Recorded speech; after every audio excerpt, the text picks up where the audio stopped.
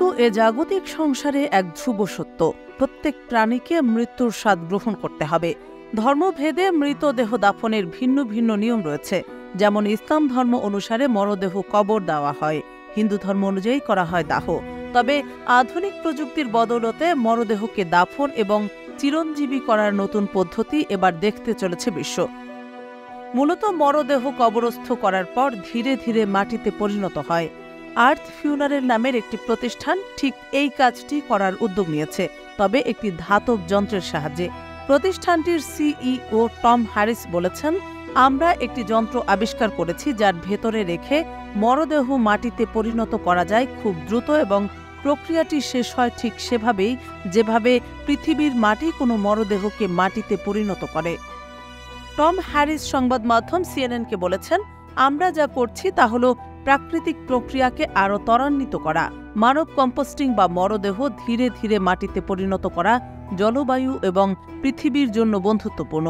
গুরুত্বপূর্ণ বিষয় হল মরদেহ দাহ করার তুলনায় অনেক কম কার্বন নিঃসরণ করে এই প্রক্রিয়া, এবং এক্ষেত্রে ঐতিহ্যগতভাবে মরদেহ কবরস্থ করার সময় বিভিন্ন রাসায়নিকের ব্যবহারও করা হয় না। টম জানান, এই যন্ত্রের সাহায্যে মরদেহ মাটিতে পরিণত করতে আশ্চর্যজনকভাবে খুব কম সময় লাগে। প্রথমে মরদেহটিকে একটি বায়োডিগ্রেডেবল কাফনে মোড়ানো হয় এবং লম্বা ধাতব ক্যাপসুলের মতো এই যন্ত্রে রাখা হয়। মরদেহটির সঙ্গে দেওয়া হয় কাঠের খণ্ড, গাছের শিকড়ের পাশে থাকা ভেজা খড়, পাতা এবং বনফুল।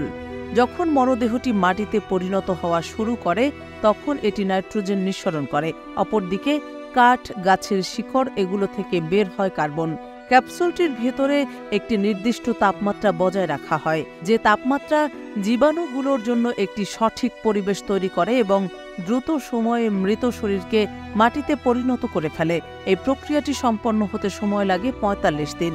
এরপর মরদেহ থেকে প্রায় ৩০০ পাউন্ড মাটি তৈরি হয় বলে জানান টম হ্যারিস। পরিবারের সদস্যরা যতটুকু খুশি ততটুকু মাটি নিতে পারেন। বাকিটা মাটি ওয়াশিংটন ও ক্যালিফোর্নিয়ার প্রাকৃতিক পরিবেশ সংরক্ষণ স্থলে পাঠিয়ে দেওয়া হয়।